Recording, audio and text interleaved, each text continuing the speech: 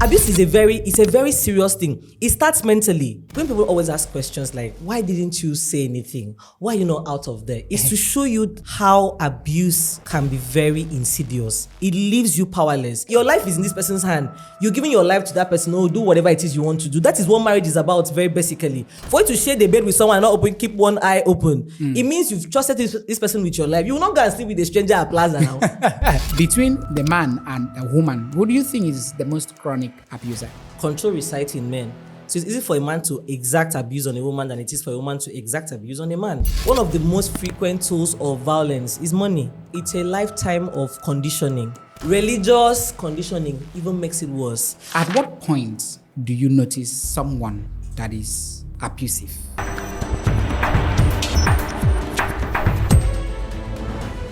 No be to marry be the wahala, but are you marrying your peace of mind? There's a difference between meet my lovely spouse and meet my peace of mind. Amazing viewers, what is popping? What's on play? What's on show? What's la la la la? It's amazing, a fantastic screening podcast host Ekemini Ekwere back again. And today we're gonna talk about a problem that is causing a lot of problem in the society. I'm always happy, excited to be your host. I love doing this anytime, any day, because I feel this world could be a better place if we tend to have the right information and we protect our own space. So when we talk about marriage, what comes to your mind? You want to get into a marital life, a journey, a bridge of no return. We have one at Tikodabasi.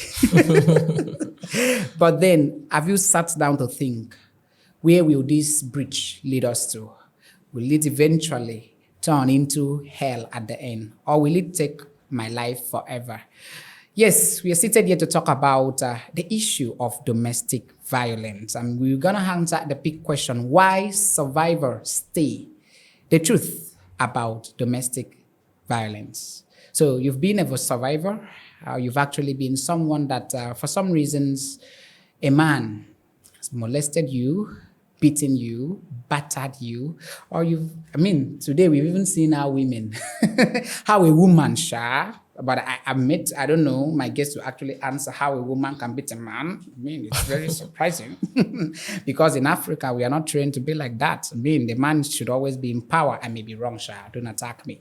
So we're going to start the conversation right away. Uproot the Issue podcast actually is the platform preferring solution to your issues. Bringing you comfort is actually the calling. Please call me the number one evergreen podcaster, Ekemini Ekwere. So today I have the singular honor. I don't just, when we have, it's just so good when you have 10 women that are vocal, but it's very scintillating when you have one woman that is actually paving way, one woman that is becoming a force, commanding influence, and giving the right message out there, using the digital footprint to educate, sensitize people, fight against the issue of inequality, creating a society where we will always believe that women should have equal access, privileges to the same rights, to the same environment that men occupy or can access. And so it is very glaring that indeed there's a lot more to achieve as women if we actually envision it. That is what one of the fantastic, amazing, prolific speakers, a woman said. And I believe that this woman in a lifetime has actually proven this. Have you in the talk show room a legal practitioner, one woman that has become and has actually shaped the perception of women in a lifetime. Barrister, Ewon Glopas! It's good to have you, my amazing sister. Thank you so much. So this is you. Yes, this is me. You have been causing a lot of problems on your social media. Honestly, if there's one thing that I am so encouraged about you, it is the fact that whenever you write, you force us to read. Oh, thank you. I'm happy to know and that. I'll give you that flowers. Most Thank people, I'm not actually saying this for maybe accolade sake, but most people now write and you'll be wondering, where are you from? Where are you? I don't know. But you actually come out you're not blunt, not attacking, but you actually come out with the truth. And it is so encouraging where, now in Nigeria, we have people that are actually speaking from different mouths. Yeah. But we have someone, when we talk about integrity, this is when we talk about integrity. One person that you wake up tomorrow, this is the same thing we expect from you. And when it comes to issues like this, and I don't think I did anything wrong, to have that choice of you as a guest Oh, here, because I thank believe you. you will do justice to the conversation. But then what is one thing that you. has actually, let's start this way. What is one thing that you feel attracts people to you? Because you like this, you I think my smile. yeah, pouring me. I cannot smile. She does it better. My smile, actually. Okay, I think I'm friendly.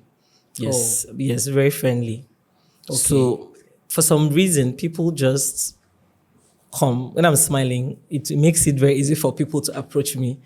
Yes. And you know, in a world like this, when we have many celebrities over influencers, I just believe the main essence of influence is when you affect people's life. Yeah. And it's so sad that we can't even access them.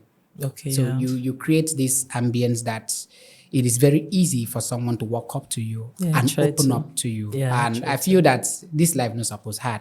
No, Actually, not if at we all. try as much as possible to, you know, when we give people that room that it is very strict, this is how it should be, this is how you should relate with people, or looking down on people, I just feel that somehow it's not really encouraging to us as humans, because if I can access you, if your doors could be open for you to embrace me, I feel like I can be comfortable and I feel that I could be more relaxed. So Yeah, I that's just true. give you your flowers, honestly. Oh, thank you so much. I'm honored.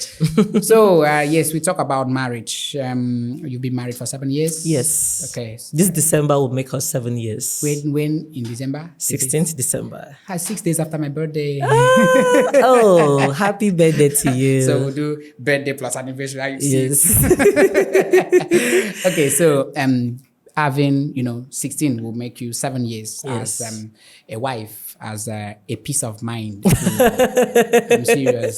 The word peace of mind is why very you laughing? funny. Wait, why? No, the way you are saying it's Because we don't have, see, I feel that somehow we have many people in marriage, but we don't have many people in a peace space of mind. where we will find peace of mind. And peace of mind is becoming hell for some people. Okay. good. So now I actually asked you, Okay. as a wife, as someone that is a peace of mind to the captain. Captain, And I think you might need to ask him if I give him peace of mind. you give him. Yeah. I envy you. Hello, I envy you, sir. Why would you understand? You are blessed with a woman, a lovely one for that matter. So now, do you think that is marriage actually forever? Is it really forever? You know the funny thing, You know what's the funniest when I thing? give an answer, some people will say, so why did you go and marry then? You understand? Like, why are you married if you think it's not forever? I think marriage is what we make it to be. It can be forever. It can be short while. Okay. Yes. For those of us that are actually religious, that are believers, let me use the word believers, yes. Marriage is meant to be a lifetime journey. The coming together of one person to the other, and then you just continue till the end of your day. That's why we have the vows like till death do us part. Yes. But the truth is, we are humans. And with everything humans, there's going to be Some, yes, flaws. yes, absolutely. So it should be forever ordinarily, but for some persons, it will not be forever. And like I always say, marriage is a leap of faith. In fact, I do not like to talk about marriage in absolutes. Okay. Anything can happen. Oh. Yes, anything can happen.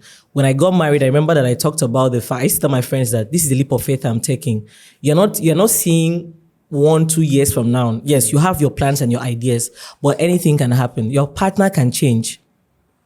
I'm not even kidding. With humans, anybody can switch up tomorrow. So what you are hoping for is you're hoping for the best. It's like walking in blindly into a situation that you are hoping. It is hope you go with into marriage. It is not absolute certainty that, it is with hope, yes. Yeah. You wake up every day making a decision that you're going to choose this person, whatever comes. Oh. You understand? And if, life, plays its role or, something happens, you just count your losses and you move on. So marriage is a leap of faith for me.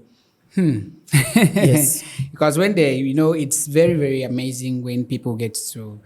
That's why I do tell someone that the main marriage happens after the ceremony. Oh, absolutely. Because it gets to. That's why most times I get when that exchange of vows, that is my most interesting part in marriage. Oh, yeah. I get to watch them.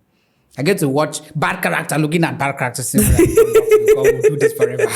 We will do this. Nothing will separate us. But, it's very surprising. The same persons that, stood there professing love, Some even have, in fact, there's a new strategy now. You now say your own. It's not from the pastor now. That the pastor will, tomorrow, if he spoil, the pastor will say, you the one that spoiled it now. It's from your own. Say your own. Say the own.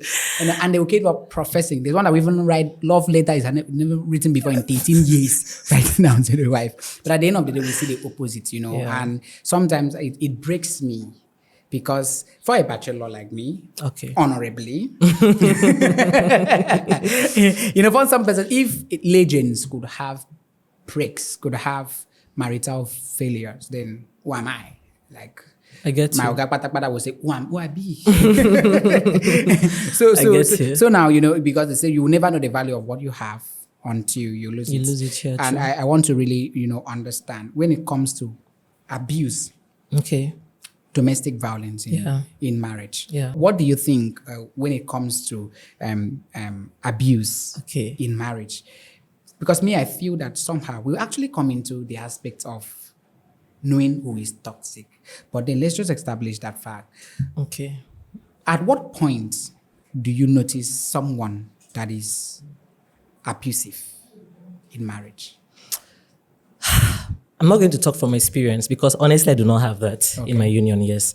And before I even go ahead to talk about this, there's a line I've always drawn very clearly in all of my relationships, whether even in my friendships, even in my everyday to-day life, even in my workplace relationship, even with colleagues. Abuse is a line that will never be crossed. If abuse happens, I'm walking out. In fact, as a child, and anyone can confirm this, I did not grow up in an environment where I was beaten.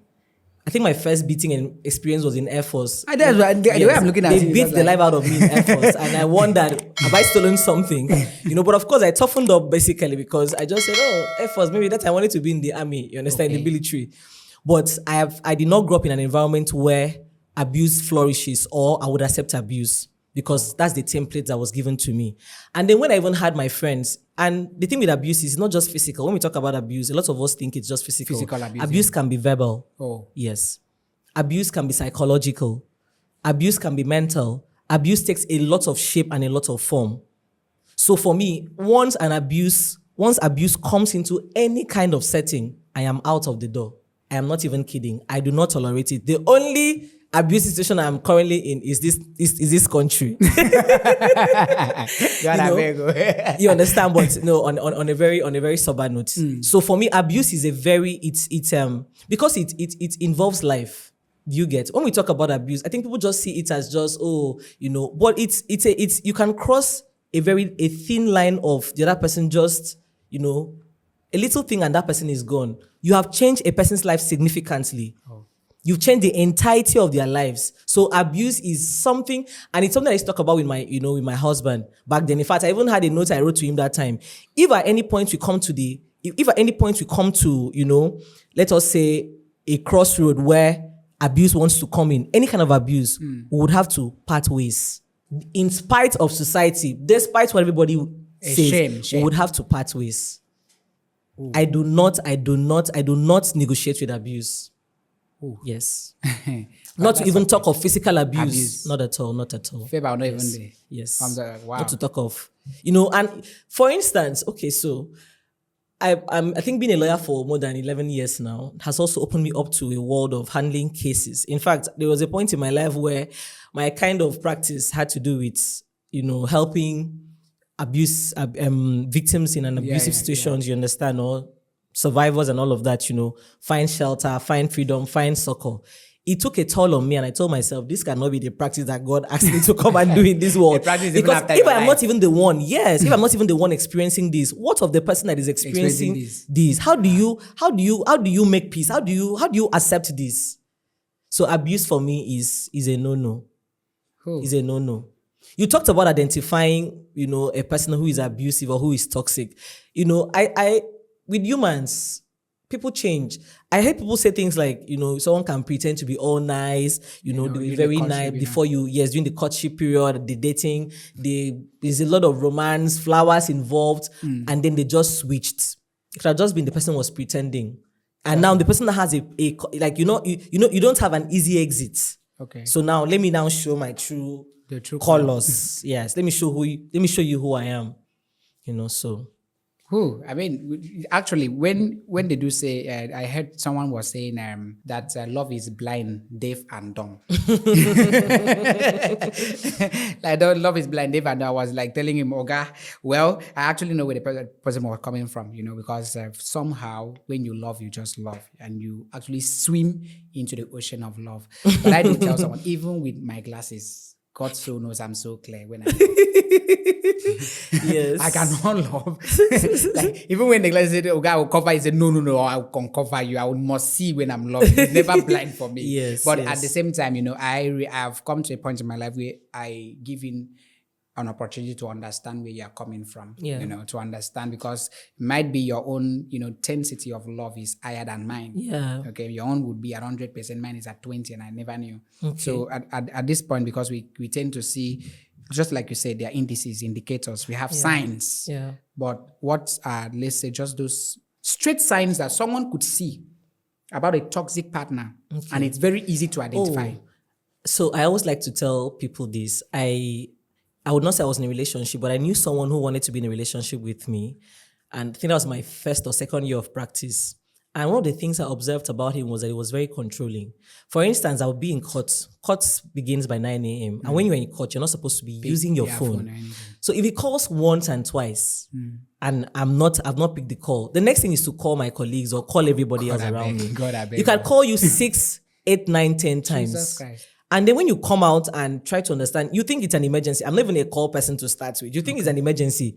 And the person will be sounding like, where did you keep your phone? That was a clear sign. A controlling person it's a very thin line. He's going to cross into abuse. Yes. No.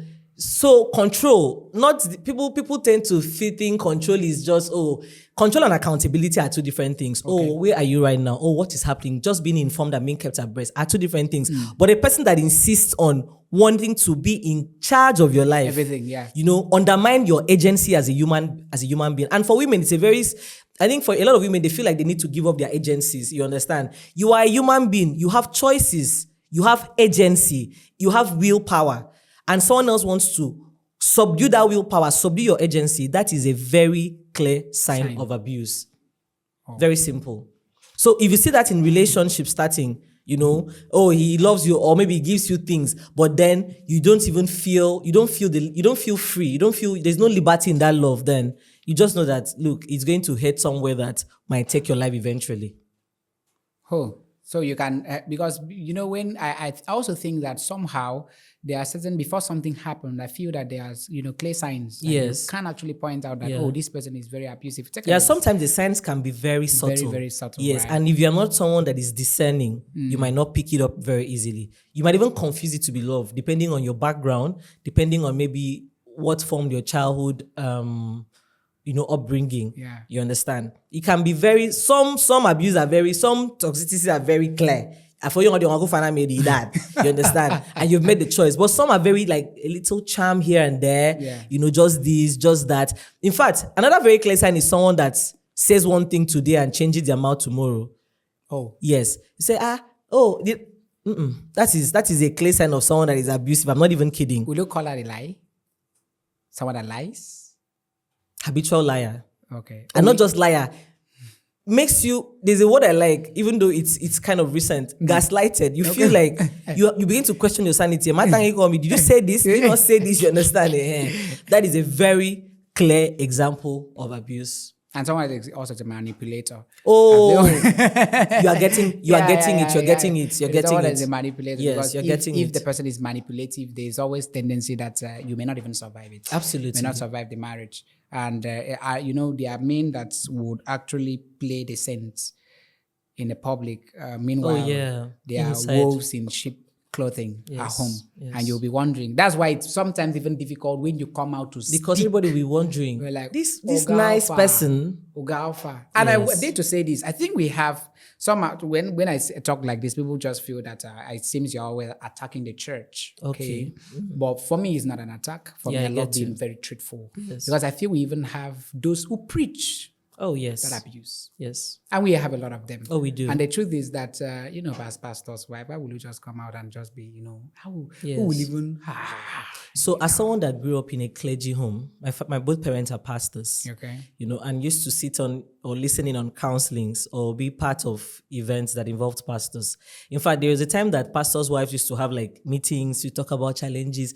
And when you listen to some of their challenges, they're just abuse simply. Because there is this expectation. Oh, don't go against God's word. God hates divorce. Manage it. Pray. Put your feet down. Endure. Change. They endure. You understand? And some of them gave their lives in for those, those toxic situations. Me, I feel that definitely. I just feel that somehow in life, when it comes to marriage, yes, it is not actually rosy, all rosy. Yes, let me use that word, all rosy. But I just feel that at some point, if it happens that you're enduring the marriage and you're not enjoying the marriage, there's a question mark. Yes. Because you should be enjoying the marriage you sign up for. And Temo should not be after your life in marriage. Life is too short. I'm not even kidding. Because how will you, when we get to... The truth is that we are just talking about this. And yes. Maybe we may just be laughing over it because for me, in my podcast, I don't like it when it's just too serious. Okay, I get it. I just love it to go that way. But then I have certain, persons I've actually had to come in contact with. And when they share the whole story, and sometimes I really feel for women. Yeah. I will not lie. I feel for women because somehow, and which is the question I will ask you, because I would love the society to actually redefine how the structure of favoritism is in the society, if it even favors more men more than women. Because somehow for me, I feel that in some cases, in fact, very majorly, it really favors women more than men. Oh, because I don't agree. Men have, because I feel that somehow men could actually do something, work out of it easily, especially if eventually they get influence and power. From that angle, yes. From that angle, yes. They have influence and power. It is only the first time in my life that I've seen a woman, it's honestly... the way you're saying this is so funny. it's honestly the first time in my life seeing a woman, and I'll give the woman the flowers. The flowers, not for being that way, but I mean, for making history in Nigeria. It has never happened anywhere in the world. I mean, oh, actually, it does happen. But it has not been so pronounced. Okay, I get you. That's a legend. That's a legend, mama. Now the way he's doing our legend, honestly. Become Vivian in legend circumstance now. As how now? I'm not. So this is not me laughing at the whole situation. No, this is me laughing at the narration. because I'm trying to imagine, if this could happen to legend, who am I? And the truth is that this is someone that is in power. Okay, so this is someone that has influence. And that is so beautiful. You've come to the point where, when people always ask questions like, why didn't you say anything? Why are you not out of there? It's to show you how abuse can be very insidious. It takes a form that it leaves you powerless. That even the person you would expect could walk out of this is helpless. Abuse is a very serious thing. It starts mentally. There is a dependence that it has to create, like a kind of bond. You understand? A bond will have to. That's why. So the word domestic means that you are all in the same space either in a home or in a domestic, situation or relationship. This could be husband and wife. This could be even children. Children, yeah. This could even be with the helps in the house. As long as they are occupying a shared space, any kind of abuse and violence that takes place there is termed domestic violence. You understand? Yes. We do not call it domestic violence in a work situation. That's a different thing entirely. Yes. But as long as it happens in a shared communal space, in a home, under the same roof, household, domestic violence. Now, so imagine, there is trust involved in people sharing the same roof. You're eating together. You understand? In fact, you're even sleeping on the same bed. You are sharing a lot of things. And then that person is harming you. It makes working out so difficult. Because you've let your guards down. You have, in fact, it's like a husband and a wife. You are trusting this person with your life. Yeah. You that, imagine walking on the road in the night and someone is following you. Immediately your guards are up. Yes. Your instincts are. In fact, some days ago, Nsikak was driving and told me someone is telling us A car was following us all the places. The way they were. You see how his guards are up. He does not know that that's a stranger. But imagine being in the same space with someone you love, you care for, there's some form of trust, there's familial bonding, you even have children for. Your guards are all laid down. Your survival instincts have been disarmed. That is what makes domestic violence very, very, very, very, very, very, like a very serious thing for me. Because you're not trying to survive this person. Your life is in this person's hand. You're giving your life to that person. Oh, do whatever it is you want to do. That is what marriage is about, very basically. For you to share the bed with someone and not keep one eye open, it means you've trusted this person with your life. You will not go and sleep with a stranger at Plaza now. Would you? You can just manage. No, but for it to be a pattern, yes. You understand? So imagine having that guard laid down. Your life, there's trust and everything, and that person now, takes advantage. It happens bit by bit too. This kind of abuse does not just, one day beat you up. It's little. It might be shouting. It might be verbally washing you down, and then apology comes next. So you see what happens. It's like putting a cat let me not talk. I have a cat. Putting a rat. Beauty. It's like putting chicken inside water. Yeah. It doesn't cook as you just put it inside. It takes a while. Bit by bit by bit by bit. That is what abuse does. It disarms you totally. And because of the dependency, the trust and everything, you cannot react as you would. Because if someone beats you outside, you want to defend yourself easily. Who is this person? Yeah. But this other person, your guards have all been laid down. So you're working out or you're making a decision, it becomes slower because you now have a lot of things to consider. In fact, you're even thinking, this person I love is doing this to me. I'm not sure. You'll be making excuses. That is where people say love is blind. Say, maybe he was angry today. That's why he's like this. Or maybe she was, maybe something happened. You keep making excuses and you keep accepting it. When you keep accepting it, it becomes normalized. He's not always like that. Yes. He's just trying to correct me. Yes, exactly. You understand. And a lot of factors now add up, and before you know it, someone will now ask you, what really happened? You're going through all of this, and the person, you say yes, and you are still there. The other person cannot understand why are you still there. I saw sometimes I saw a particular video, the lady, all bruises. She was so battered, like it was so bad that I got to ask myself, when she was asked now, what's going on? He said, no, it's just correction. It's not always like that too. He's not always like that. Just that, when men are always angry, experiences from work, I understand. He will come around. He will come around. He will be fine. Yes. He'll be fine. So at some point I will be like, what is really going on? Because somehow I feel that over now in Nigeria, we've had, and whenever I remember this particular incident when is it Osinachi?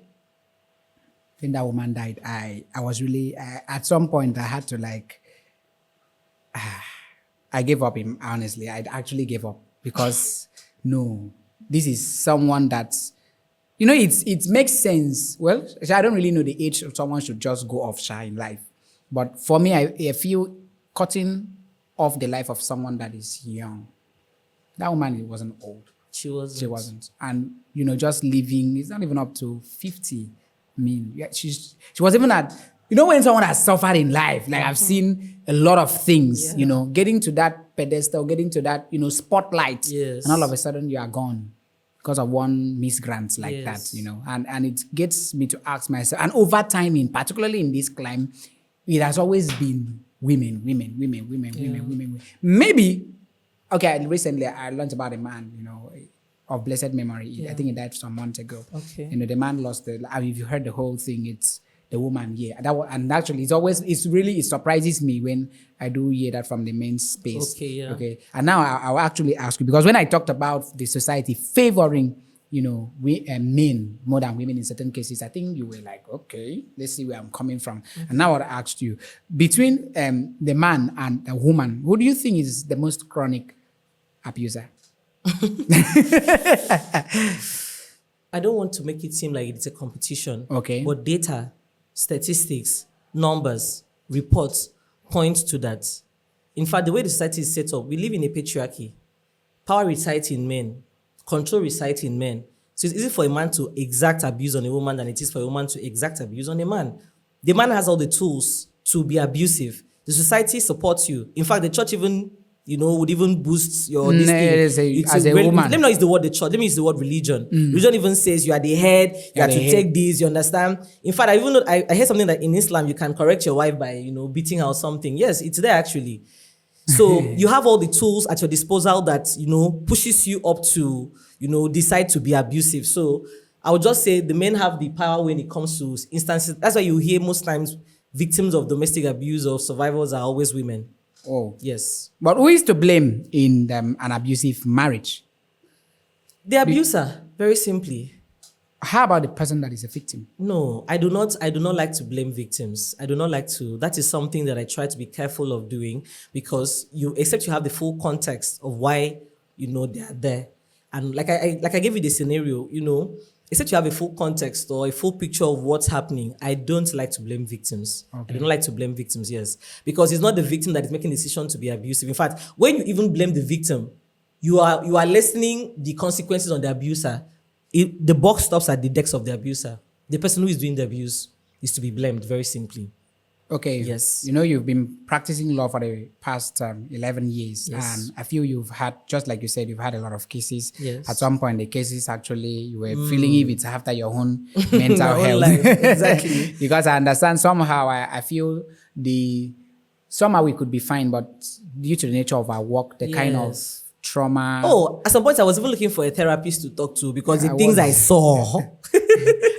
What's going on here? Is Yes. it because I think it could really affect your productivity level. It could even affect how you relate with people. You may even have paranoid.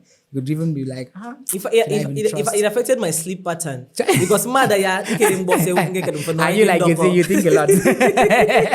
Are you like wondering, could this happen to me or something? Yes. and it's quite so sad. And I would love to ask you. You have many cases, Yes. okay, which professionally it may not really be to mention someone's name or something. Yeah. But what has been the kind of the craziest, or let's just say the most pathetic kind of experience you've had from a client, like when it comes to, domestic violence, particularly to the clients herself? So I think I'll try to be careful, because, we have what they call clients, lawyer-client confidentiality. Okay. And if I just give too much details, the person can, Okay.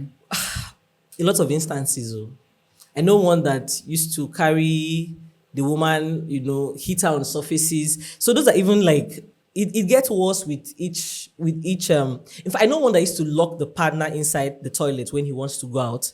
Doesn't give her food until maybe he decides, maybe today just have this maybe leftover bread or something. She did not have freedom to move. She would be locked up like a dog. Even my dogs back then had a lot of freedom. So imagine a human being just being locked up in a space, confined. This is serious. Yes, and then beat her. No. The details are horrific. Very, very horrific. Would insert things in her body parts. That was a deviant. In fact, when she got her freedom, for a while, when she left that space, and the man was, picked up for that, for a while, she didn't even believe she was free. She still lived in so much fear. No. It had to take the combined effort of, her pastors, church members, and a therapist and a medical doctor, because she had a lot of medical, concerns arising from the union. Wow. The ones that lose their lives are the worst of them all. But of course, because they are gone, we can't even, we just say, okay, yes, this one.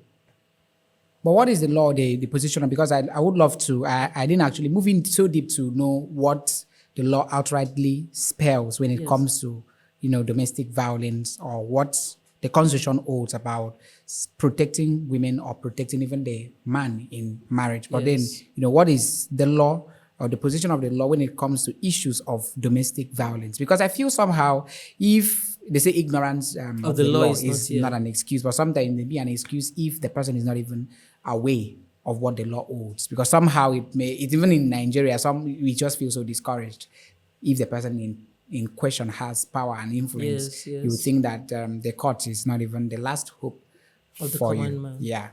So what is the position of the law? In Nigeria, we have beautiful. Nigeria, our issues are not with law, so we have beautiful laws that address different things. So we don't have and we don't have issue with the law. Yes, and in fact, very recently we had a law called the Violence Against Persons Prohibition Act. Okay. Yes, VAP, that was signed into law in 2015. I think by the Good Locks administration. A very beautiful piece of legislation. Akamo said has adopted it. So it's actually, for those of us that are here, it's a law that is applicable to Akwa Ibom. Okay. For the first time, it even covered the men very serious. clearly, yes, that men could also even be raped, could be sexually abused. Ah. Sexual abuse is also a form of domestic violence. Yes, Okay. if it happens in a domestic, Space, relationship. okay. Yes. So that law, covers for harassment, for assault, for battery, for even confinement, for even financial deprivation. You understand? So if a partner willingly withholds financial help from the other partner, Yes. or starves you, or even cover situations where you wake up in the morning and maybe you are seeing your neighbor throw the wife's properties outside, that law makes provision that what that person is doing is a crime. And if the victim or the person in question approaches the law, petitions the court, or pushes the wheels of the law in motion, the other party will be held liable and responsible for that. Like how many years imprisonment? Oh, it varies actually. It varies. We have 14 years, we have 7, we have some that you can also pay with fines. Some fines are attached to it, monetary fines.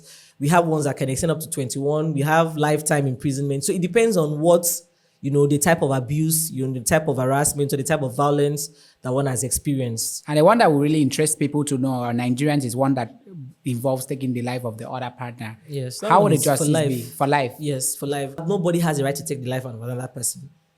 That the law is very clear on that. You do not have the right to take the life of another person. It is only the government that has that right. The only the government that can decide. For instance, there's a very, very funny saying that the government owns our lives, even though our lives is in God's hands. But basically, that is why governments exist in different parts of the world, to protect the life. So the government can decide when you leave. That's why they can say, we'll kill you today because you've done this, or you've gone against certain rules and all of that. Even in a democratic setting? Yes, actually.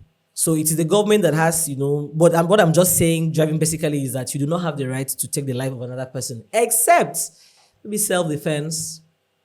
I have exceptions of those nature, self-defense and all of that, but that is a very more detailed, thing. But for domestic violence, we have this particular law, this one law I'm just talking about now, that makes comprehensive covering and provision, Violence Against Persons Prohibition Act, VAP 2015. Whoa. Yes. Okay, for better, for the best, not for worst. I mean, that could be the language now. But then we have several cases where you could be victimized. The person that you consider to be the lifetime partner, something you bargain for, it may turn out to be what you expected versus what you are seeing. And sometimes it discourages a person that will actually move into marriage. And it gives one question: what then is marriage? If happiness, if satisfaction, if compatibility, if, building a life, union that you will never regret, or not to talk of losing your life. I mean, it's really, really sad. And that is why we'll use this actually opportunity to say that if indeed you are actually a survivor, or you've actually been involved in a domestic violence situation, you should try as much as possible to, I think it has a lot of consequences and a lot of effects psychologically. At some point, you may have paranoia, you would have the trust issue. And the sad part of it is that if you don't even have someone you can talk to, if you don't have someone you can open up to, and it's just so sad as well, if you actually feel what would people say if I step out of marriage. For some persons that may even have kids. Oh, yes. I even learned yesterday that somehow people tend to stay because of the children. In quotes, yes. In quotes, because of the children. So they could actually swallow a lot of shit. They could actually swallow a lot of, shenanigans, a lot of nonsense from men, just to ensure that they preserve, the happiness, the sanity of the children, because it is so sad. I even learned, one of my, creators, I admire this man so much, Trevor Noah. I never knew he grew up in an environment. When Trevor Noah narrated how, he witnessed domestic violence firsthand, I was surprised. Yeah. When children in such home, in fact, it even got to a time that he had issue with even trusting people out. Yes, of course. Like he saw the parents as police, like people that have power. The president of, I use that word, the main president, because who else is powerful than the parents if they get to fight almost every day, and, being exposed to those kind of situations, the children growing up to see that every blessed day. They normalize it. They normalize it. Somehow, I really love what Peter Duce said. Peter Duce was, when he was asked, what do you think about domestic violence? He even said the fact that, okay, where will I have the rationale for doing that? For beating a woman? Did I learn from my father? Because me personally, I've never seen my father hitting my mom. I mean, I give him kudos of blessed memory and God rest your soul. I never see you doing that. So if I should do that today, at least I should have some reference. Or maybe I learned it from this person. I saw my father doing that. But it's just so sad that somehow men, for some reasons, just get to hit. Somehow you slap the woman, you put her in the right place. And this is me saying to every man out there, it's sad. It's sad that in marriage you should be someone that should be protecting the wife. But when it gets to a time that you are actually becoming a thorn on her flesh, I feel it's a big question. The question of trust, the question of, is this what marriage was meant for? And the question of, safety. Absolutely. Because I feel like anyway, any point in life, we should be safe. Yes. If I'm around here, I should be safe. If I'm in your house, it should be safe. The home should be the safest place in the world. And this has even affected, I'm so sorry to say this. I actually, no, the effect is very bad. Yes. I have a female friend of mine that sometime when we get to talk, I notice how she relates with, when someone has not been loved before. Because I feel the first place you have experienced love first and should be from the home. But situations where the parents separated, and even the father is someone that hits, someone that talks down, places of verbal abuse that we're talking about, someone that beats at the slightest provocation. Even the last time she ironed, the father used iron and hit on. I was like, oh, I've even seen situations where they put a hot iron and burn. So when you talk about, you say you are lovely, you have like there's more to you. Like you can't become a motivational Monday motivational speaker. Like there are certain things you cannot really relate, And when she sees someone, trying to show help or trying to care for her, particularly from the opposite sex, there's how like, are you? Her mind is wrong. Are you normal? Ron, are you normal? So it took some time. I had to tell her, see. I love being very sincere. I advise at any point you may actually want to settle down. Even if you must have been ill, you just let go of everything. I actually advise that you seek a therapy. Yes.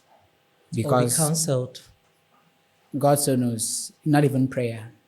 And I'm saying not so you can see the extent in which abuse has changed her life. Honestly, and form. Like there's when you sit someone, in fact it got to a point that she could not even believe in the possibility of becoming. There's even it even requires genetics, so I'm not even kidding.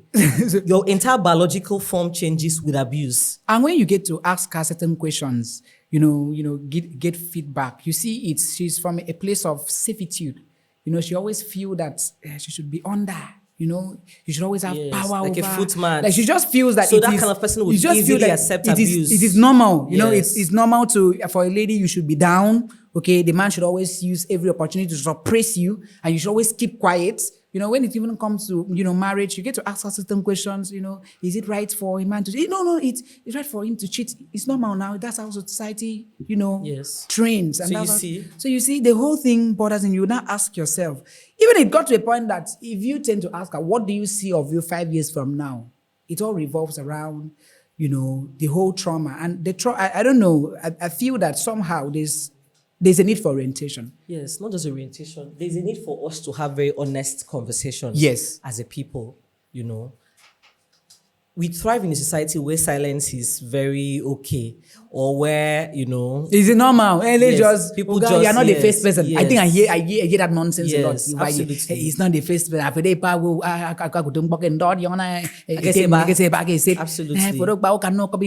Like, this is a woman. It's your hand. Mostly women over here. It's your yondo. And for some people, the length of the union shows that, meanwhile, that is not even the true test of I'm telling the you. stability of the union. I'm telling you. I don't know. And I was asking myself, this is not the millennial generation. This is a generation that women have woken up. I don't even think there's a woman sleeping now.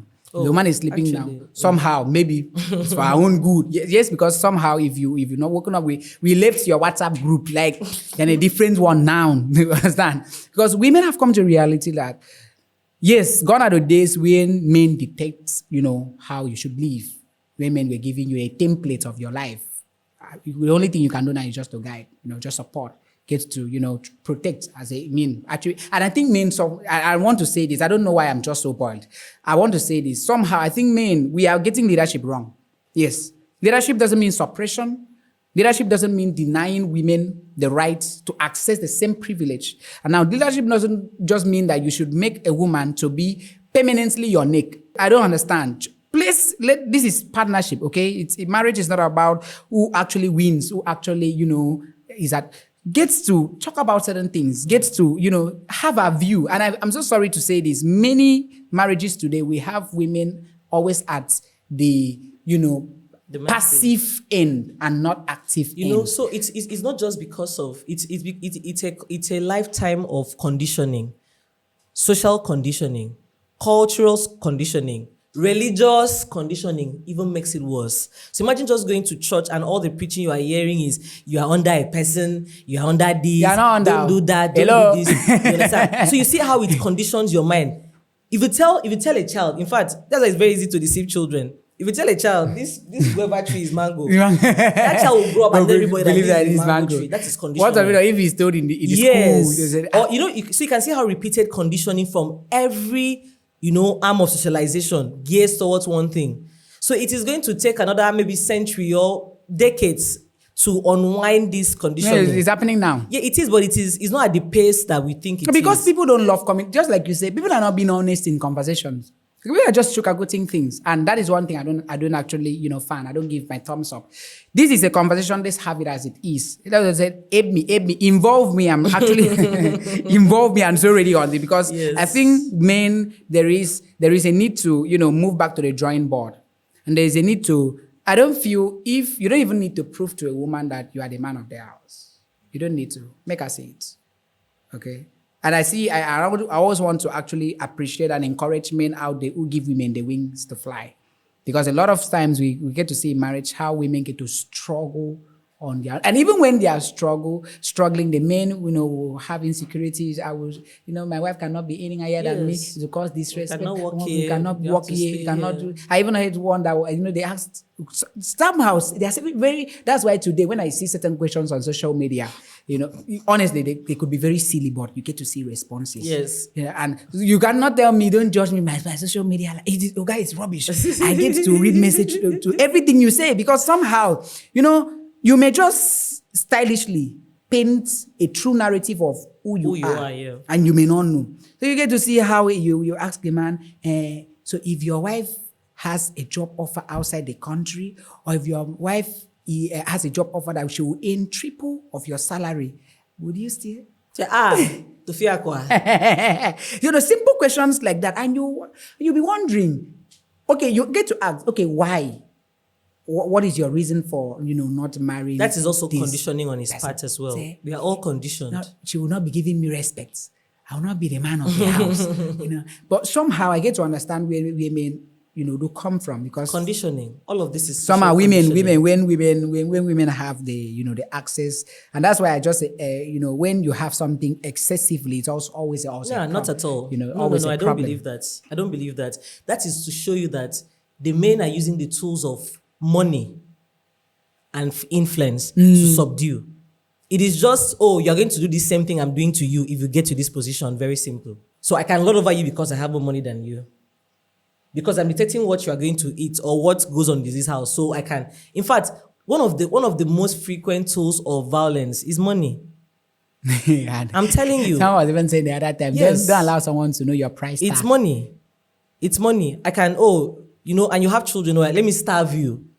And so that you can be dependent on the crumbs I'm giving you. Yeah. It is a very, very serious issue. And so that's a lot of men too also think, if he has more money than me, she's also going to do the same thing. Because that is what they see as, okay, yes, I have the money, let me flex my shoulders, you understand? Let me just do this. It is not because the women are going to become, in quotes, become disrespectful or something. It's because this is what they are already doing. So if you are not in this position, you're going to do the same thing I'm also doing. No, you cannot cross this boundary. And I also feel that there's something we also need to talk about, the fact that women depend in marriage. I think it's a major problem as well. That is how marriage actually is. Because it was cute to be actually. No. I think apology to say this. I just feel somehow women should move away from that era where you accept to be a housewife. I think you should move from that. I don't even believe there's anything like a housewife. They- The work you are doing inside the house is enough. Also another problem. Is a lot of work. Eh. Yes. Because we see I rarely see housewives. I'm so sorry to say this. Even from the days of our forebears, like my grandmother's, peers, none of them was a housewife. Eka inwang. Eka udo eka nyambo se even ki inwang. but the man provides. More. No. So and this is something, we've talked about this thing for a while now. It is the men that are only providing. If you go and ask families, even from the days of our forebears, nobody is not the one income home. It's two incomes. Women too provide. Yes, they do. What do we call provision? Yeah, provide for food, shelter. You see, and they women. So if anybody your man boku do are they not providing? No, they still buy things for their children. But the man will be giving their percentage. Whether the provision is 20% or 10% or 90%, it's provision. Provision is provision. And the funny thing is that I'm not even exaggerating. And I think I've seen, a data to this. I think from either Bank of Agriculture or something. A lot of women are even providers. More than. I'm not even trying to be controversial right now. I'm saying what is. A lot of women are even providers. In marriage. Yes, but they will not come out to say it. Those times they happen to me. But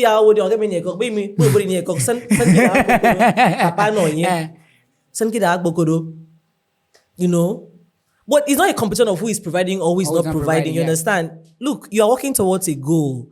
Primarily companionship, maybe children, procreation, other things, fall into line, building legacies and everything. It's not, I'm the one that is bringing this, or I'm the one that is not doing this. And what you make your home to be. Some men will decide, I want to provide everything. It's valid. Some people will say, okay, you bring this, you bring that. It's valid. I don't even accept the fact that you and want the to thing provide is, everything. provision of money is not just what is not the only thing in unions, in marriages. It's a list. Keeping of the home. My brother, I have to say it in the Bible. If you are cooking every day, that is work. You are washing every day, that is work. You are keeping the house clean, that is work. You are taking care of children. In fact, childbearing alone. One time they brought some kids to stay with me. My brother, 1 month, if you won't work, you would. It is work. So just the money part and everybody is providing, in fact, even emotional stability. It's part of provision. Yes. Do you know what it means? Do you know what it means to keep the home front sane and you are out there doing things comfortably, conquering mountains, getting promoted? That is why countries like New Zealand and other sane countries of the world, for instance, if you want to part from your partner, they'll say, what was done in this? You were cooking, you were doing this in the house, you're doing this, the chores, they add all of this and this is a compensation for you. Because that is work, that is provision. Provision is not just monetary. Oh. But even with the monetary provision, Atom Yangiban are still providing money. So, but that is, we live in very different times. You say something I like. We live in very different times, but we still want to adopt the Isa of the. No. Those we are the one is actuarial. Those were actuarial days. Those were agricultural days when a man was maybe you have land, you farm. Yeah, you farm. The world is moving at a pace, and we need to adapt. I'm not saying adapting in maybe we need to decide how do you want this union to be. Do I want to have a traditional marriage? Not the one they're dancing. Do I want to have a traditional union in the terms of do I want it to be the man is the head, the woman is the under? You understand? Do I want to have a more contemporary marriage? You understand? Where it is seen as partnership because some people do not like the word partnership. Some one middle part now. You understand? Do I want to have a more contemporary union? Or do I want to have something very futuristic? Yes. You understand? Where we even live under different rules or we are married. Those are still types of marriages. About partnership. Somehow, I think men also there's a problem men have. I don't know when it comes to your man being a partner, how men do understand it because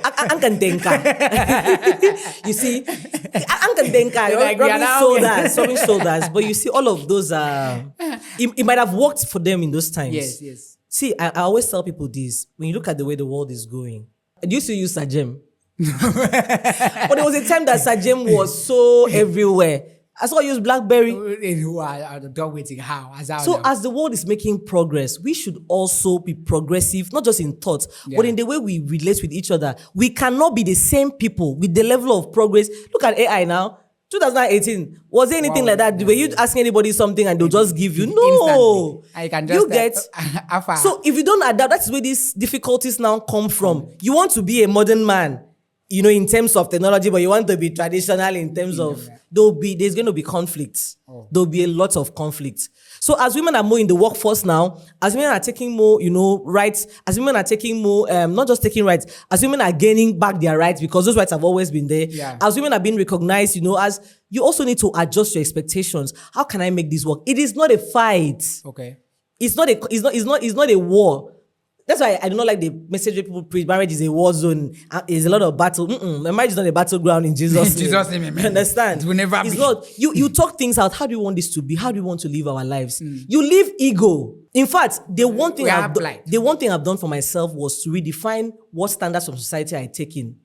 I've always questioned a lot of social standards. In fact, my church people, they know me. I lift up my hands and ask questions. I'm arguing this word. It's in the Bible. This would they don't even in the Bible. This was the situation. You understand? You need to redefine what society standards you are accepting. That is what my father said. My father said. It didn't forget the hunter. It didn't forget the palm wine tapper. But I make a phone. You don't message. You don't want to get. In fact, if you give me a phone now and see it. If I was the alpha, what's you this? Understand? So, but you need to now redefine. This is what we want for ourselves. And the thing is, you also find a partner that is on the same wavelength as you, on the same maybe mental length as you. If you want a traditional person with all of these nomenclatures, we've even left the topic of domestic violence. I don't like to advise anybody on marriage. Well, you can decide what it is your union is going to be. Devoid unnecessary conflicts, devoid violence, devoid abuse. Yes, and you don't see people feel like they own other people. I own this person because I paid the bride price. I mean, it's ownership. It's like a cartel. It's like a shuttle rather. Oh, I'm buying a horse. So I can decide, you buy like a pet or something. You are entitled. It's your right. Yes, it's your right. So you want to be controlling. That is even what gives room for abuse, for a lot of abuse. That's that ownership of I own you. You're my property. Men that feel that I own your body. You have access to your body at will. I'm telling you, that's why some countries even have laws against things like marital rape. People say they cannot rape in marriage. Same countries of the world have established that. Nigeria. It's still a very big debate. So a big debate. Maybe in the next 10 years we might have some changes because we are trying to catch up with the rest of the world. But okay, before we just go to call it a wrap, let's get to answer the main question now in the domestic violence, because I feel there are many reasons even the legends we feel, even those ones. When you keep using the word legend. For now, I'm serious. We have another legend, Kuyo Afodo legend. So when even the persons you expect should work out, they've refused to for some reasons. And now that's what I will ask you. As a legal practitioner, as someone that has been in this job for a long time, what do you feel, are the reasons? Let's just say 3 reasons why the survivors prefer to stay. Like in fact, even if it means to let's just say maybe the end of life. I mean, they just choose to stay rather than walking out. I'll start with the one that does not really pertain to my field as a lawyer. Being a lawyer, I've also had to be a therapist and a counselor. Yeah, there was even a time I was very lovely counselor. Yeah, there was even a time I was considering getting a counseling, degree certification because Utomo lawyer, you hire advisor. Now, trauma bonding. I talked about bonding here. Yeah. Because you're used to this person, and because there's a form of dependency, it is psychological. It's not easy to walk away from someone like that too, except you are very hardened like me. honestly, do you get? Except you are very hardened. No, don't mind me, I'm soft. But trauma bonding is one of the reasons why victims and survivors barely walk out of abusive situations, domestic violence. There's a dependency. I think they call it codependency. Yeah. So you are thinking, this, or maybe in fact, it's an emotional game largely. So you're like tied to someone's string. Yeah. You understand? The person can be nice today, not nice today. It's a fluctuation. So you are emotionally bonded with that person. That's one of the reasons why it is very hard for people to walk away. Second reason, society. Shame, yeah. Stigma. Honor society, I'm going to put culture. Religion is part of honor society because you asked me for 3 reasons. And that religion is the problem. I've been in rooms. In fact, I've been in rooms where in church you hear a pastor say, God hates divorce, so pray, he will change, pray until the person dies. So all of those, that's society, you know, what would they say? Yeah, Or if the I shame. go, there's some of shame, stigma, you understand, is why a lot of people stay back. Especially women. For instance, let me even use the Two-Face situation. Two-Face might want to walk away. I don't know what is going on in his union. No. I'm saying what I'm seeing, people say it on paper. Peace of mind. You understand? But it could also be the stigma. I just left the other marriage. You are going to another God. It will work. Let me try and see if it's going to work. So you see how stigma, how shame, how societal conditioning plays a big role in making. It even came out this morning to say that people have issues with marriage. They should just cease fire. They should cease fire. Yes, It's fine. It's okay. That's my second reason. The first one was trauma bonding, the emotional. The second one is society. Culture, shame, that is part of. Then the third one, and this is the one I see, especially in marriages. We're talking about marriages now. Children. A lot of time, people, limit to children / financial reasons. Okay. So when you invite children with somebody, look, it's very easy for, in fact, that's why I'm always surprised when I see boyfriend and girlfriend. You don't even have anything tying you. They slap you, the second one. Yeah, staying there. Nothing is even tying you to that person. Do you understand? You say he loves me. He loves me. Yeah, I love it. So but in marriage, there's now more to consider. There are things that are tied to that person, children especially. Yeah. That time I used to wonder, people used to say, I stay for the children. I used to wonder, what children? But it's not easy to uproot the life of children or dependence on you when this is part you and part your partner. It's not only you that had the child. The other person has a child too. Yes. You understand? And so it is so hard. But in cases of divorce, please, sorry to comment. In cases of divorce, two partners, they have equal access to the children? Yes, depending on, for instance, the cause of the divorce. If one partner is very violent, the other partner can say, I want to have sole custody. The children are not safe with this person. Okay. But if there is no such issue, you will have what they call shared custody. Okay. Or you can see the child today, tomorrow they are there. That's zigzag, which is very, and then under that children, financial dependence. This is where a lot of women, this is where a lot of women, like in the cases I see, how am I going to survive? Where am I going to start from? I've built my entire life with this person. Where am I going to begin from? I don't even have the money to, and Nigeria, we do not have safety. We do not have all these safe tools that you can fall back on. Maybe no home to go to. You understand? No place to take shelter. We don't have a lot of shelters. If I leave here, I don't have where to stay. Yeah. Would they send me back in the house? Can I stay here? No, there are no safety measures, basically, you understand, that makes living, possible, very easy. Yes, very easy. So all of these things will make a person stay back. And to also add, men go through a lot of abuse. There's even one I know that they used to carry and hit on the floor like tire. And if you see this guy, it's unbelievable. You will never believe it. He's huge than me. Yes. If I come out and tell someone I've been abused in marriage, it's very simple. Like you see. So abuse goes beyond just, and when the guy finally walked out, it was like, wow. The Lord has done it. You get, so yes, it goes both ways. Even though the balance is tilted, women experience it a lot because of those things I mentioned. Okay. But please, I've seen instances where people die. In fact, I have close friends, family members that have lost their lives to domestic violence. Once your sanity, once your safety is compromised, sense of self-preservation, people do not have it. Once your safety is compromised, you need to find a way, whatever. It is a fight for your life at this point too. It is a fight for your life. You need to find a way and take yourself out of that situation. I change. People really change. 40-year-old man changing. Changing not. Except Angel Zebediah is blowing breeze on the person. You understand? So if you're in that situation and a lot of things, forget that I'm saying this very lighthearted. I've seen horrors. Do you get? And the thing with abuse is it's a cycle. It does not just stop with the partner. It passes to the children. Yeah, like that. Okay. It becomes a generational. Okay. So one last word to maybe a survivor. What is because in cases where we have 50-50, the whole court marriage stuff, so just in a minute, one last word to survivor. Please, don't be ashamed to ask for help. Okay. Do not be ashamed to ask for help. Do not be ashamed to ask for help. Okay. All right. So in marriage, it should actually not really be forever, especially if it gets to a time that your life is at stake. Marriage should be enjoyed, not be endured. You don't have access to, in fact, I don't think the body of a woman is a property. She's not an object. The fact that you paid a bride price, it's not peanuts. She deserves respect. She deserves protection as a man. And if it gets to a time when you as a man, you are actually the victim in a circumstance, you know what to do now.